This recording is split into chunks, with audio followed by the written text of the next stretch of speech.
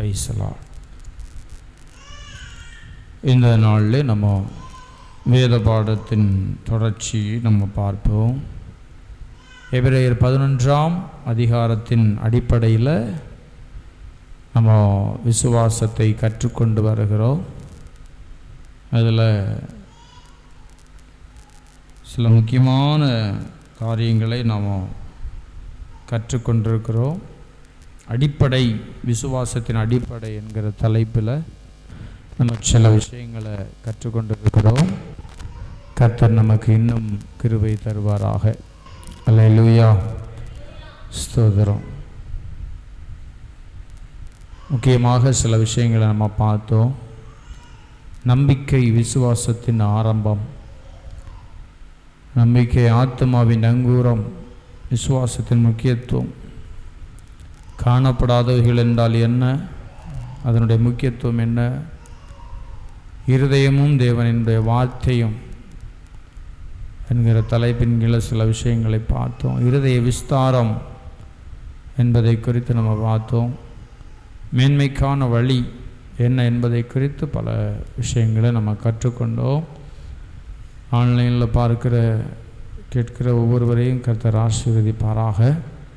அல்லேலூயா, கர்த்தருடைய நாமம் மகிமைப்படட்டும். கடந்த நாட்களில் நம்ம இருதய விஸ்தாரத்தை குறித்து நம்ம பார்த்தோம். மார்க்கு 8ஆவது அதிகாரத்தின் அடிப்படையில் தேவன் அனைத்து தேவைகளையும் சந்திக்கிறவர் என்கிற ஒரு இருதயத்தின் விரிவு நமக்கு தேவை. கர்த்தர் எல்லாவற்றையும் சந்திக்க முடியுமா, எல்லா தேவைகளையும் சந்திக்க முடியுமா அப்படிங்கிற கேள்விக்கு நம்முடைய இருதயம் பதில் சொல்லணும். மார்க்கு எழுதின சுவிசேஷம் 8ஆவது அதிகாரம் 15 வாசித்தோம்னா அங்கே சொல்லப்பட்டிருக்கிறது 8:15. மார்க்கு 8:15 வாசிக்க கேட்போம். மார்க்கு 8:15.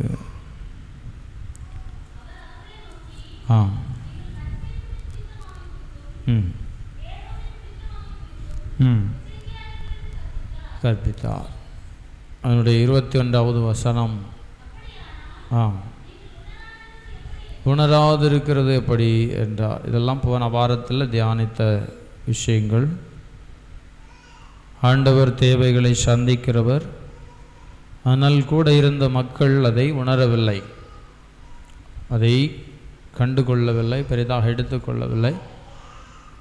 அதனால் அவருடைய இருதயம் குறுகி போனதாக இருந்தது. தேவ பிள்ளைகளுக்கு ஒரு இருதயம் இருக்கணும். என்ன இருதயம்னா விரிவான ஒரு சிந்தனையின் இருதயம் நமக்கு தேவை. அல்லேலூயா, ஸ்தோத்திரம். நாசரேத்து ஊரில் இயேசு போன போது கவனிங்க, இயேசு எந்த ஒரு அற்புதத்தையும் செய்ய முடியவில்லை. நாசரேத்து ஊர்னா அவர் வளர்ந்த ஊர். இந்த வளர்ந்த ஊரில் மத்தேயு 13ஆவது அதிகாரத்தில் 58வது வசனத்தில் நம்ம வாசிச்சோம்னா, மத்தேயு 13:58,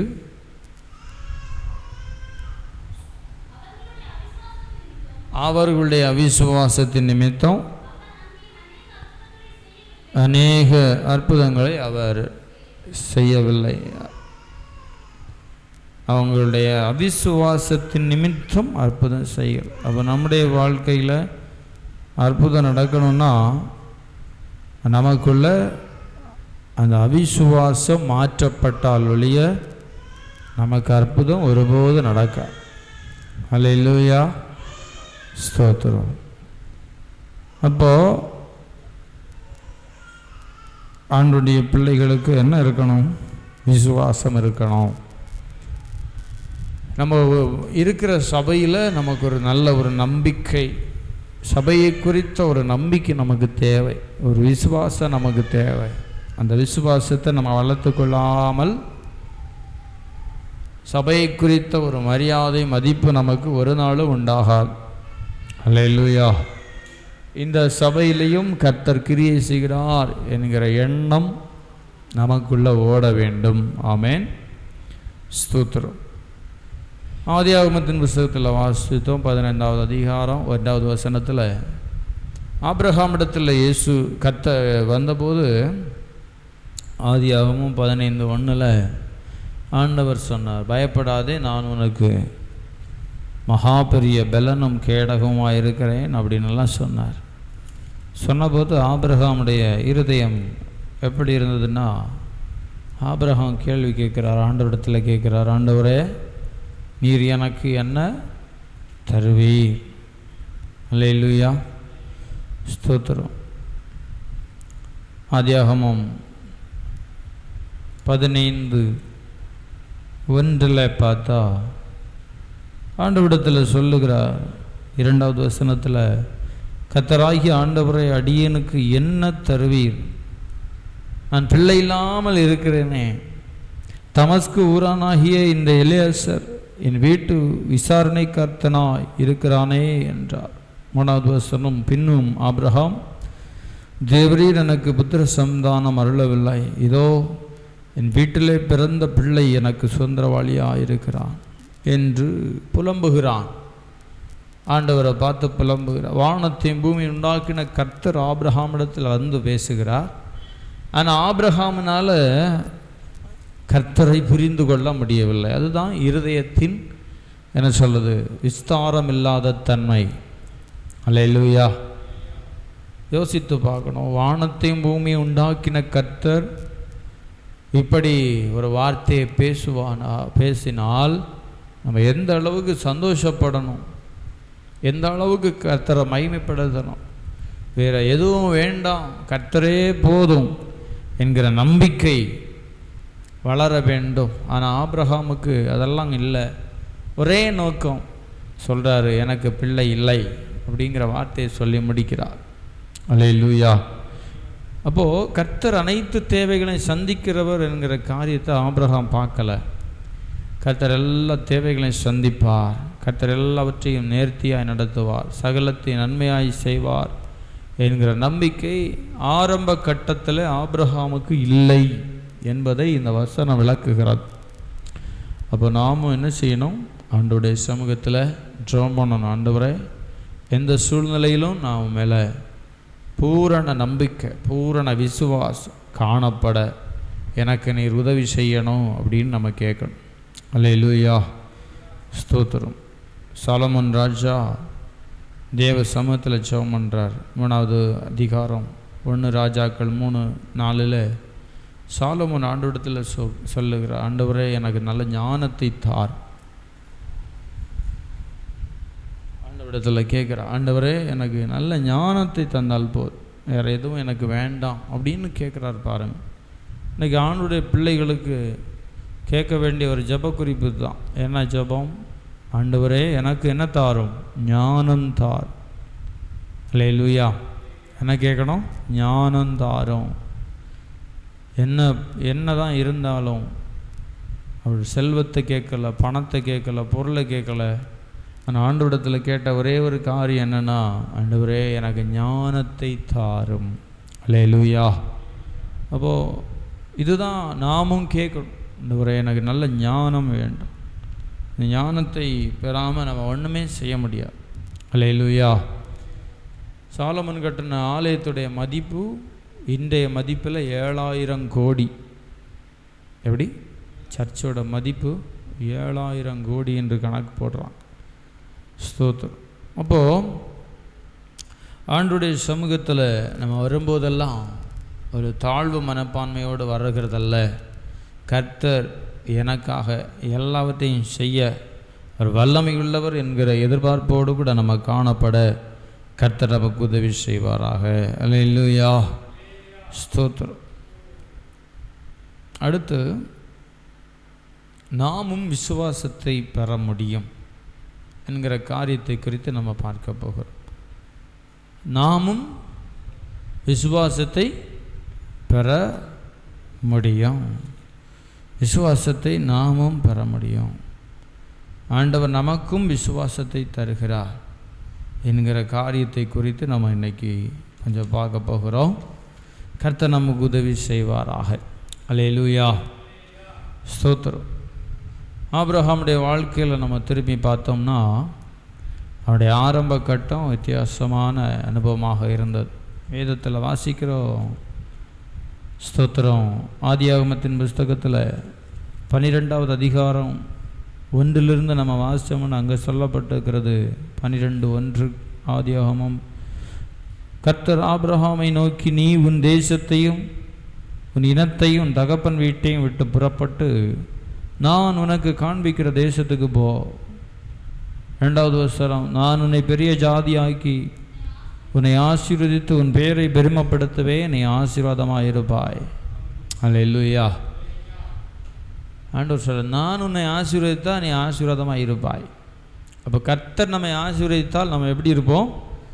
ஆசீர்வாதம் உள்ளவர்களாக காணப்படுவோம்.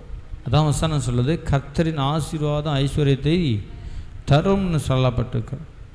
அப்போது ஆபிரகாமை பார்த்து சொல்கிறாரு, நீ உன் தேசத்தை விடணும், உன் இனத்தை விடணும், தகப்பனுடைய வீட்டை விடணும், புறப்படணும், நான் உனக்கு காண்பிக்கிற தேசத்துக்கு போகணும்.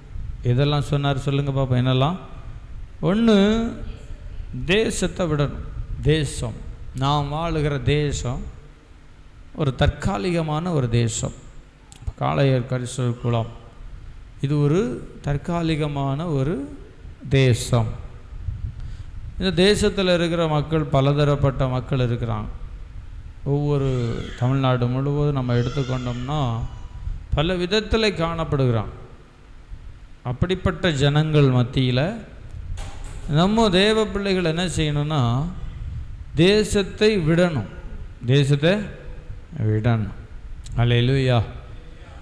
ஆன்லைனில் யாராவது கேட்டுட்டு இருந்தீங்கன்னா, நம்ம வாழுகிற பகுதி இல்லை இருக்கிற ஜனங்களுடைய கலாச்சாரத்தை நம்ம பின்பற்றுவதற்கு நாம் அழைக்கப்படவில்லை.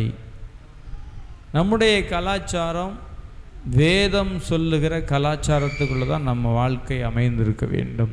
அல்லேலூயா. தேசத்தை விடு அப்படின்னு சொல்கிறார். இனத்தை விடு. எதை விடு? இனத்தை விடு.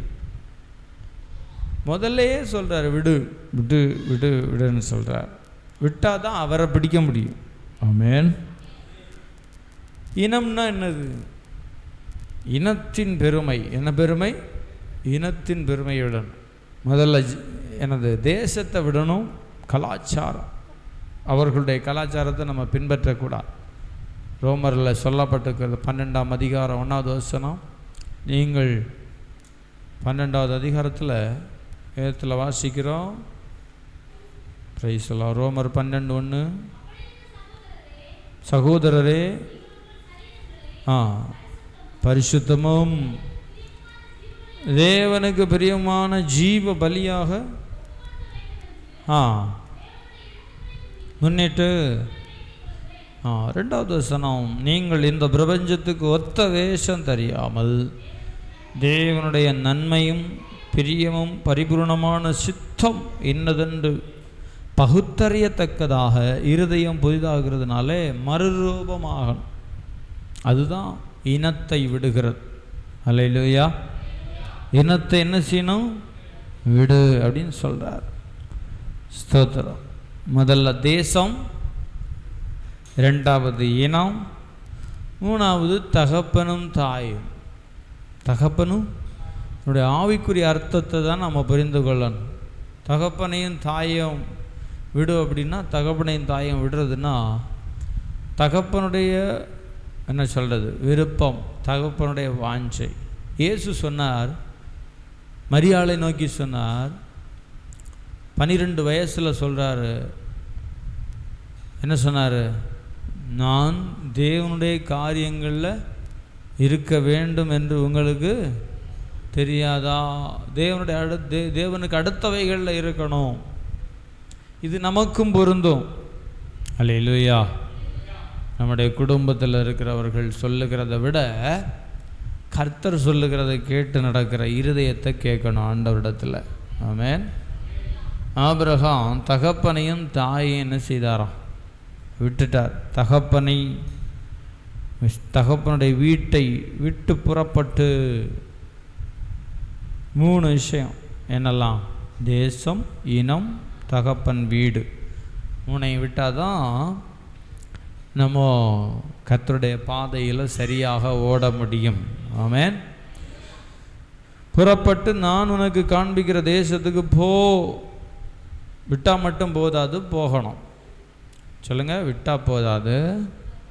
சத்தமாக விட்டால் போதாது, போகணும். சொல்லுங்க, விட்டால் போதாது, போகணும். அல்லேலூயா. விட்டுட்டு சிலர் என்னன்னா விட்டுட்டு அப்படியே இருக்காங்க. ஆனால் வசனம் சொல்லுது போ. ஆமென். இப்போ யோனாவுக்கு கர்த்தருடைய வார்த்தை உண்டானது. இப்போ யோனா கர்த்தருடைய வார்த்தையை கேட்டுட்டு வார்த்தையை விட்டுட்டார். அவர் சொன்ன வார்த்தை என்ன பண்ணிட்டாரு? விட்டுட்டு ஆண்டவருடைய வார்த்தைக்கு எதிராக புறப்பட்டார். ஆண்டவருடைய வார்த்தைக்கு எதிராக புறப்பட்டார். எதிராக புறப்படும் போது தான் பிரச்சனைகள் வருகிறது. எதிராக புறப்படும் போது தான் சூறாவளி வருகிறது. எதிராக புறப்படும் போது தான் பெரிய சேதங்கள் உண்டாகிறது. அல்லேலூயா. யோனா மட்டும் ஆண்டவருடைய வார்த்தையை கேட்டு நினிவேக்கு போயிருந்தாருன்னா அந்த கப்பலில் இருக்கிற மனுஷர்கள் எல்லாம் கொஞ்சம் நிம்மதியாக போய் சேர்ந்துருப்பாங்க. ஆமென். பாருங்கள், ஒரு மனுஷனால் என்னென்ன பிரச்சனை பாருங்கள். கப்பலில் இருக்கிறவங்களுக்கும் பெரிய பிரச்சனை வர பார்த்து. அல்லேலூயா. அதனால் ஆண்டுடைய சமூகத்தில் நம்ம ஆண்டுடைய வார்த்தைக்கு நம்ம என்ன செய்யக்கூடாது? நோ சொல்லக்கூடாது. அல்லேலூயா.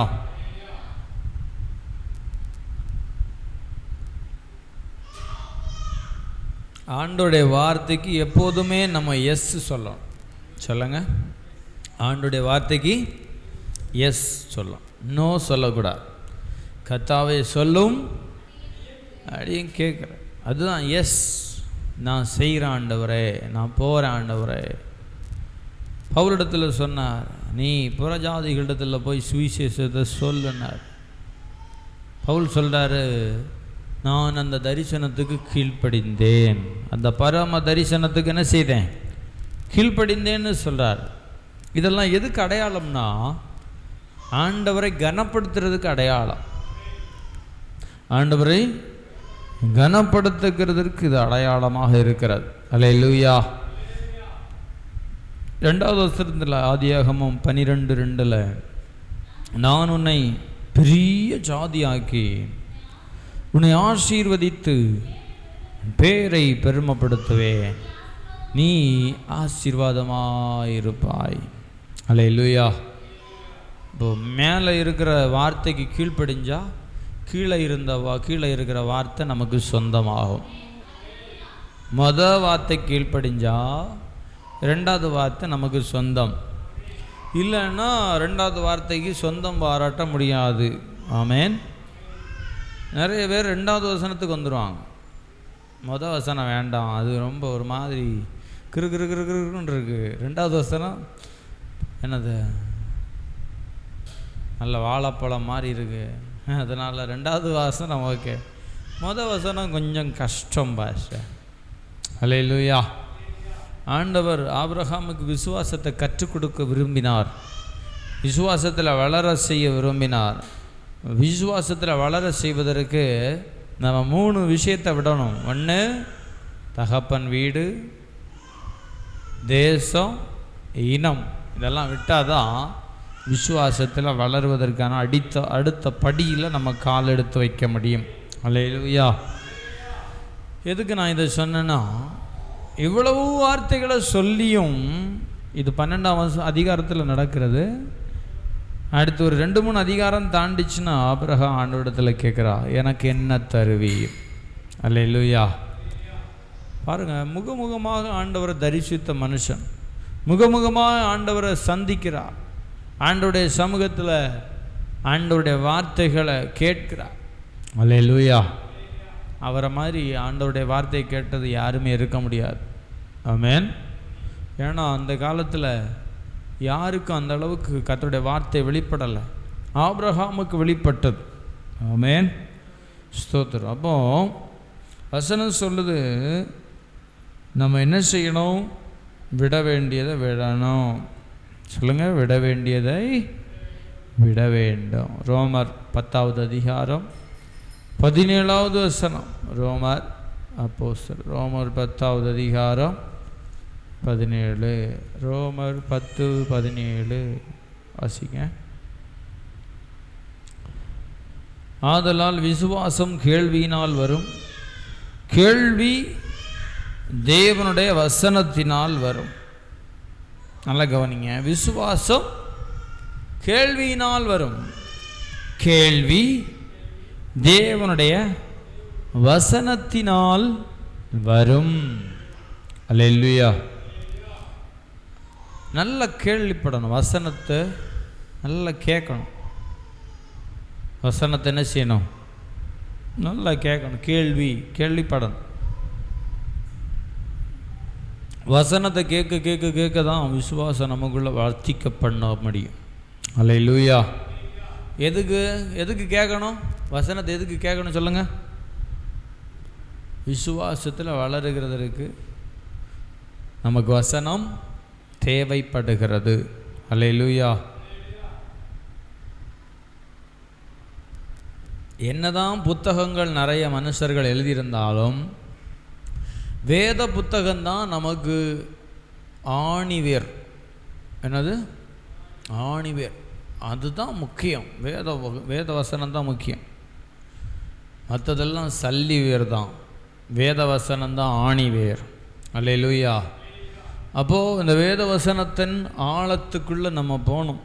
அதனால தான் சொல்லப்படுகிறது. ரோமர் 10வது அதிகாரம் ரோமர் 10:17 சொல்லுது, விசுவாசம் கேள்வியினால் வரும், கேள்வி தேவனுடைய வசனத்தினால் வரும். ஆமென். வசனத்தை கேள்விப்படுகிறதுங்கிறது ரொம்ப நம்முடைய வாழ்க்கையில் ரொம்ப முக்கியம். வசனத்தை என்ன செய்யணும்? கேள்விப்படும். வசனத்தை கேட்டு கேட்டு கேட்டு கேட்டு கேட்டு இன்னும் எனக்கு அறியணும், வேதத்தின் ஆழத்துக்குள்ளே போகணும், வேதத்தை பற்றி அறிவு எனக்கு வேணும் அப்படிங்கிற வாஞ்சை விருப்பம் நமக்குள்ள அதிகரித்து கொண்டே இருக்கணும். அல்லேலூயா. கேட்கணும். எவ்வளவு நேரம் ஆனாலும் உட்காந்து கேட்குற ஒரு கிருபையை கேட்கணும். அல்லேலூயா. இன்றைக்கி வசனத்தை கேட்குறவங்க ரொம்ப குறைவு. வசனம் வேண்டாம், வசனத்தின் ஆழத்துக்குள்ளே போக வேண்டாம், ஏதோ சும்மா ஏதோ ஒரு 4 ஆசீர்வாத வார்த்தையை கேட்கணும் போகணும் அப்படின்னு நினைக்கிறாங்க. அதுவல்ல. விசுவாசம் எப்படி வருதுன்னா கேள்விப்படுகிறதுனால வருகிறது. அல்லேலூயா. சில சபைகளில் ஆராதனை ரொம்ப நேரம் இருக்கும், பிரசங்கம் அதில் நேர பாதி தான் இருக்கும். எப்படி? 1 மணி நேரம் ஒர்ஷிப் நடந்தால் அரை மணி நேரம் தான் பிரசங்கம். சபைகள் இப்படியெல்லாம் போய் கொண்டிருக்கிறது. அல்லேலூயா. வசனத்தை போதிக்கிறது ரொம்ப குறைஞ்சிக்கிட்டே போகுது. ஒர்ஷிப்பு தான் முக்கியப்படுத்துகிறாங்க. ஆராதனை எந்த அளவுக்கு முக்கியமோ அதே போல் முக்கியம் வேத வசனத்தை கற்றுக்கொள்ளுகிறது. அல்லேலூயா. வேத வசனத்தை கற்றுக்கொள்ளுகிறது ரொம்ப ரொம்ப ரொம்ப முக்கியம். அதுதான் நம்முடைய வாழ்க்கையில் விசுவாசத்தை வர பண்ணுகிறது என்பதை நாம் என்ன செய்யக்கூடாது? மறந்து போகக்கூடாது. வேதத்தில் சில வசனங்கள் சொல்லப்பட்டிருக்கிறது. ஸ்தோத்திரம். அந்த விசுவாசத்தில் நம்ம வளருகிறதை குறித்து அங்கே சில காரியங்கள் சொல்லப்பட்டிருக்கிறது. நம்மளால் ஆண்டவரை ஸ்தோத்திரம் பண்ணுவோமா?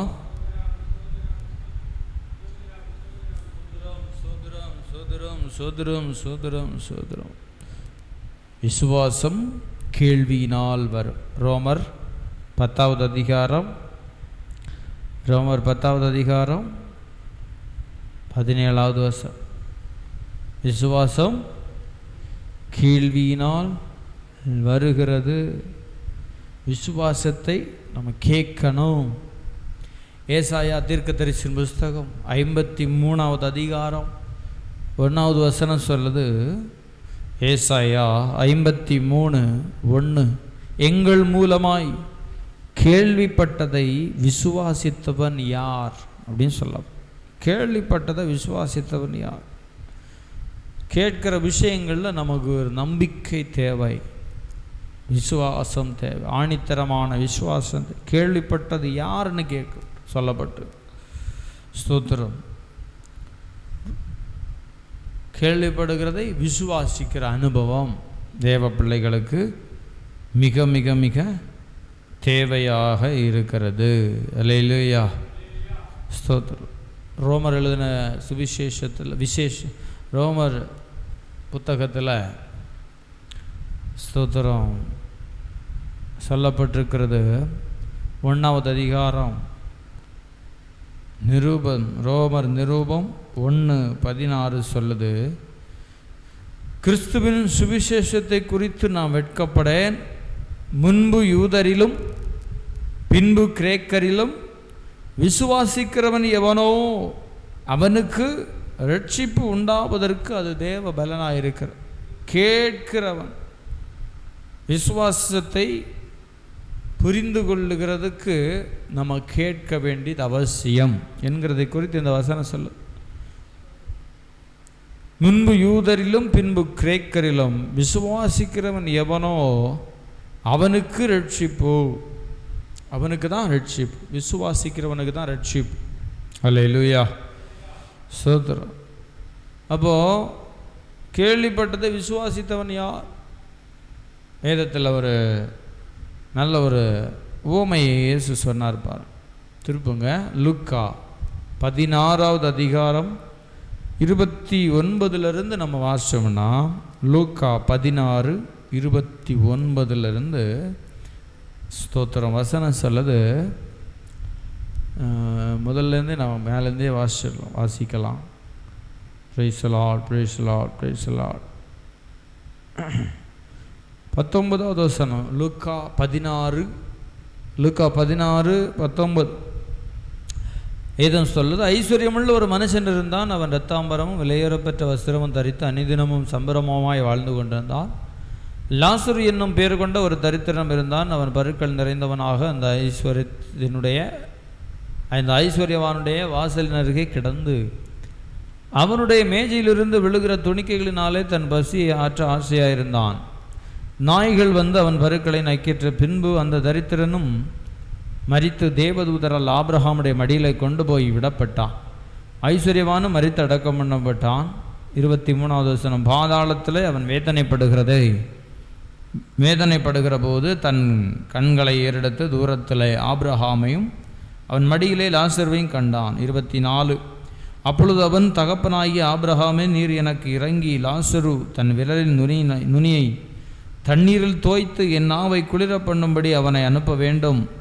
இந்த அக்கினி ஜுவாலையில் வேதனைப்படுகிறேனே என்று கூப்பிட்டான்.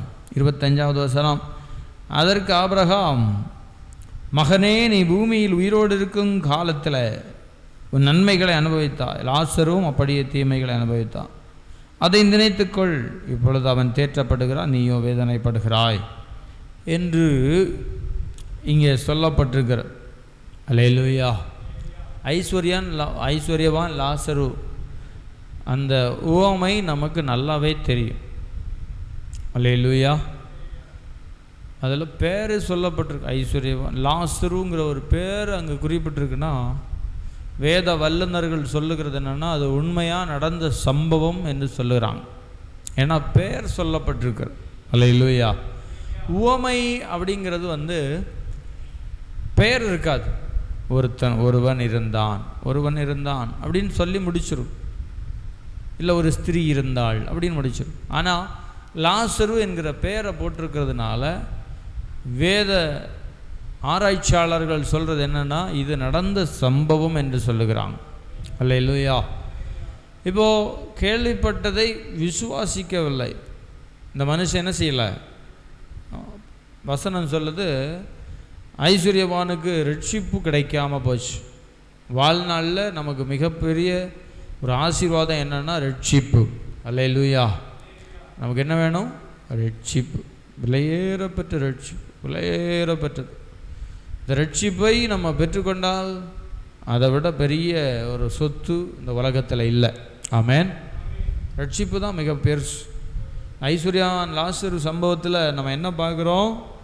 லாசரு எதையும் சம்பாதிக்காட்டியும் அவன் ஆபிரகாம் மடியில் போகிற அளவுக்கு ஒரு பெரிய ஆசீர்வாதத்தை பெற்றுக்கொண்டான். அல்லேலூயா. நரகம் மிக கொடூரமான ஏதம் சொல்லுது, அந்த நாக்கில் ஒரு சின்ன ஒரு சொட்டு தண்ணி கிடைக்கிறதுக்கு கூட கஷ்டம். அப்போ எவ்வளோ கொடூரம்னு யோசிச்சு பாருங்களேன். ஒரு சொட்டு தண்ணி. ஆனால் பூமியில் இருந்தபோது எப்படி? அவனை மேசையிலிருந்து கீழே வருகிற சாப்பாட்டை தான் லாசரு சாப்பிட்டான். ஆனால் நரகத்தில் நேர வித்தியாசம். எப்படி? ஒரு சொட்டு தண்ணி கூட கிடைக்கல. அல்லேலூயா. அப்போ நம்ம வாழ்நாளை எவ்வளோ அழகாக பயன்படுத்தணும்.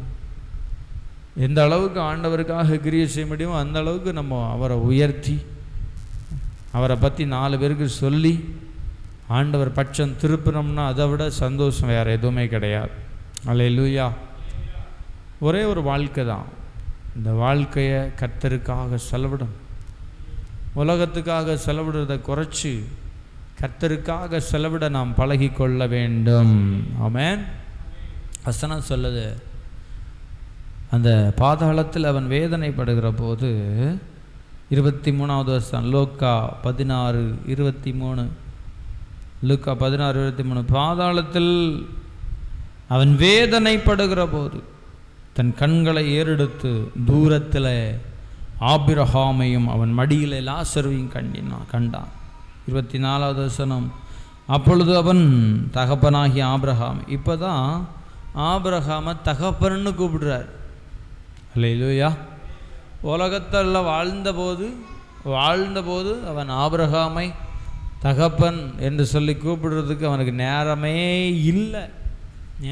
இல்லை. ஆபிரகாமை பற்றி யோசிக்கிறதுக்கே நேரம் இல்லை.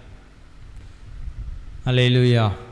நல்ல சம்பாத்தியம், நல்லா சாப்பிடலாம், சம்பிரமமாய் வாழலாம், எப்படி வேணாலும் இருக்கலாம். எப்படின்னு நமக்கே தெரியும். பணக்காரங்களுடைய வாழ்க்கை நமக்கு தெரியும். அல்லேலூயா. அவங்களுக்கு ஒரு தெய்வ பயமே இருக்காது. என்ன இருக்காது? கர்த்தருக்கு பயப்படுகிற பயம்னா என்னன்னே தெரியாது. அதுதான் ஐஸ்வர்யவானுடைய வாழ்க்கை.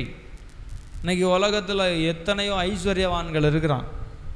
அல்லேலூயா. இந்த சென்னையில் ஒரு ஸ்டோர் வச்சுருக்காரு, சரவணா ஸ்டோர். என்னது கேள்விப்பட்டிருக்கீங்களா? சரவணா ஸ்டோர். அவருக்கு எத்தனை கார் தெரியுமா? 15 கார். எத்தனை கார்? இதுதான் சம்பிரமமான வாழ்க்கை. என்ன வாழ்க்கை? போடுற ட்ரெஸ்ஸு 50,000, 1,00,000, 10 லட்சம். போட்டிருக்கிற வாட்சு 10 லட்சம். வாட்ச் 10 லட்சம். சம்பிரமமான வாழ்க்கை. என்ன வாழ்க்கை? அந்த தெருவில் கஷ்டப்படுறவங்க எத்தனையோ பேர் இருப்பாங்க. அவங்களுக்கு எந்த அளவுக்கு உதவி செய்கிறாங்கன்னு தெரியலை. சம்பிரமமான வாழ்க்கை. தெய்வ பயம் இல்லை, ஆண்டவர் தேவையில்லை. அதில் போட்டுற உண்மை உழைப்பு உயர்வு. உண்மை உழைப்பு உயர்வு அப்படி தானே போட்டிருக்காங்க. நான் உண்மையாக உழைச்சேன், உயர்ந்துட்டேன். உயர்ந்து என்ன பிரயோஜனம்? 10 கார் 15 கார் வச்சு என்ன பிரயோஜனம்? எந்த கார் எடுக்கிறதுனே தெரியலையா? இப்போது அருமையான முதலமைச்சர் விஜய் 8 கோடி ரூபாய்க்கு கார் வச்சுருக்கார். எத்தனை கோடி சொல்லுங்க? 8 கோடி. ஒரு கார் 8 கோடி. எப்படி? சம்பிரமமான வாழ்க்கை. இதுக்கு பிறகு தான் என்னது? சம்பிரமம். சொல்லுங்க, சம்பிரமம். இது ரொம்ப நாள் நிலைக்காத பாருங்க. உலக வாழ்க்கை ரொம்ப ஷார்ட். அல்லேலூயா. ஆனால் மனுஷனுங்க நினைக்கிறது என்னன்னா, இருக்கிற வரைக்கும் நல்லா வாழணும், நல்லா இருக்கணும், நல்லா அப்படியே வாழணும் அப்படின்னு நினைக்கிறாங்க. ரொம்ப ரொம்ப தவறு. அல்லேலூயா. வேதம் சொல்லுது, அவர்களுடைய தேவன் வயிறுன்னு சொல்லப்படுது. அவர்களுடைய தேவன் வயிறு. பெருந்தீனிகள் அப்படின்னா சாப்பிட்டு வாழ்க்கை கடத்துறவங்க. ஆமேன். சோத்திரம். ஒரு சாப்பாட்டு ராமன் ஒரு யூடியூப் சேனல் இருக்குது. சாப்பாட்டு ராமன். அவர் திங்கிறதே வேலையா, தின்னு சம்பாதிக்கிறாரு. சோத்திரம். அவர்களுடைய தேவன் வயிறு. ரிட்சிப்புண்டா இல்லை, மனம் திரும்புதல் உண்டா இல்லை, பரிசுத்தாவி உண்டா இல்லை. அல்லேலூயா. ஐஸ்வர்யவானுடைய வாழ்க்கை கேள்விப்படலை, கர்த்தரை குறித்து கேள்விப்படலை. நரகத்துக்கு போன பிறகு தான் தெரியுது ஆபிரகாம்னு ஒருத்தர் இருக்கார், அவருக்கு ஒரு மடின்னு இருக்குது, ஆபிரகாமுடைய மடியில் போய் இந்த லாசரு போயிட்டான் அப்படிங்கிற ஒரு அந்த காட்சியை பார்க்கும்போது எப்படி இருந்திருக்கும்னு யோசிச்சு பாருங்களேன். அல்லேலூயா. நீ கீழே நான் மேலே, பூமியில் வாழும்போது நான் மேலே நீ கீழே. இப்போது ஐஸ்வர்யமானும் லாசரும் மரித்து போன பிறகு வாழ்க்கை தலைகீழாக மாறிடுச்சு, புரட்டி போட்டுருச்சு வாழ்க்கைன்னு சொல்லுவாங்கல்ல. இவன் நரகத்தில் பட்ட கஷ்டத்தை விட லாசரு சந்தோஷமாக இருக்கிறத பார்த்து கஷ்டப்பட்டது தான் அதிகமாக இருக்கு. ஆமென். நம்ம வீட்டு பக்கத்தில் சாப்பாட்டுக்கு வழி இல்லாமல் கிடந்தவன் நல்ல நிலைமையில் இருக்கிறானே அப்படின்னு அதை ஏங்கி ஏங்கி ஏங்கி அதுலையே பாதி ஜீவன் போயிடும், ஜீவனும் போவாது. அல்லேலூயா. யோசிப்பா. அதான் சொல்கிறான், லாசரு கையில் கொஞ்சம் தண்ணியை என் நாக்கில் கொண்டு தர சொல்லுங்கன்னு. அப்போ கூட லாசருவை தரக்குறைவாக தான் நினைக்கிறான். வேறு யாரையாவது கொண்டு வர சொன்னால் பரவாயில்ல, ஒரு தூதனை கொண்டு வந்து தாங்கய்யா கொஞ்சம் தண்ணி தாங்கய்யா அப்படி கேட்கல, லாசரு தான் வரணும். இப்போவும் அவன் மனசில் என்ன இருக்குது, தான் பெரிய ஆள், லாசரு பெரிய ஆளெல்லாம் கிடையாது. லாசரு கையால் கொண்டு நாக்கில் வைக்கணுமா. பெருமை எப்படி போயிடுச்சு பார்த்தீங்களா. பெருமை உள்ளவனுக்கு தேவன் எதிர்த்து நிற்கிறார். அல்லேலூயா. அப்போது நம்ம இதில் கவனமாக இருக்கணும் பாருங்கள், ரொம்ப ரொம்ப ரொம்ப ரொம்ப கவனமாக இருக்கணும். அல்லேலூயா. வசனம் பொய் சொல்லாது, வசனம் பொய் சொல்லாது, ஒரு நாளும் பொய் சொல்லாது. ஆமென். அதை நான் என்ன இன்னைக்கு சொல்ல விரும்புகிறேன்னா, கேள்விப்படணும், வசனத்தை கேள்விப்படும், கேட்கணும் கேட்கணும் கேட்கணும் கேட்கணும். உலகத்தில் நம்ம எதை அதிகமாக விரும்புகிறோமோ இல்லையோ, பிரசங்கத்தை விரும்பணும். ஆமென். பிரசங்கத்தை என்ன செய்யணும், விரும்பணும். பிரசங்கத்தை விரும்புகிறவங்க ரொம்ப குறைவு. பிரசங்கம், கற்பனை, ஆலோசனை, தேவனுடைய வார்த்தை கேட்குறதுக்கு இன்றைக்கி நிறைய பேருக்கு விருப்பம் இல்லை. இந்த ஐஸ்வர்யவான மாதிரி திரிகிறாங்க. அல்லேலூயா. அப்போது யோசிச்சு பாருங்கள், இதுதான் வாழ்க்கையுடைய முடிவு. வேதம் சொல்லுது,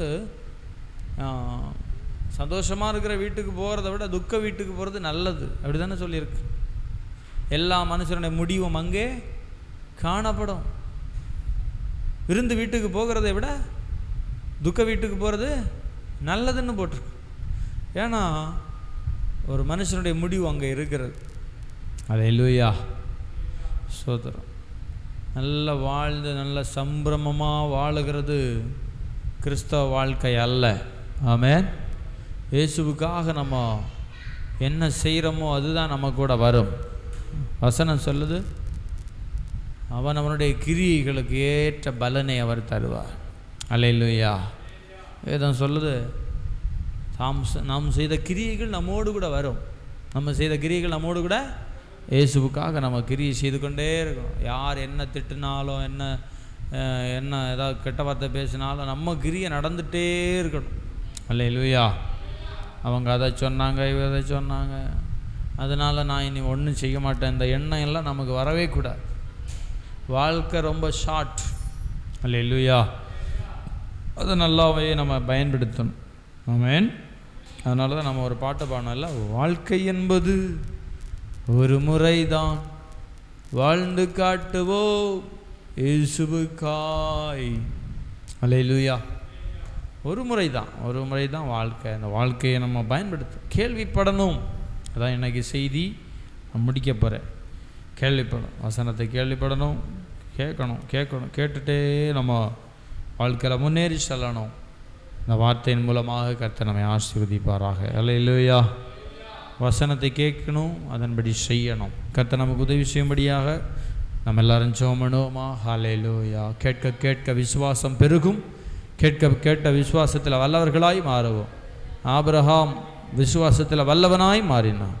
நாம் விசுவாசத்தில் வல்லவர்களாய் மாற கர்த்தர் நமக்கு உதவி செய்வாராக. ஜெபம் பண்ணுவோமா? Price the Lord, praise the Lord, praise the Lord, praise the Lord.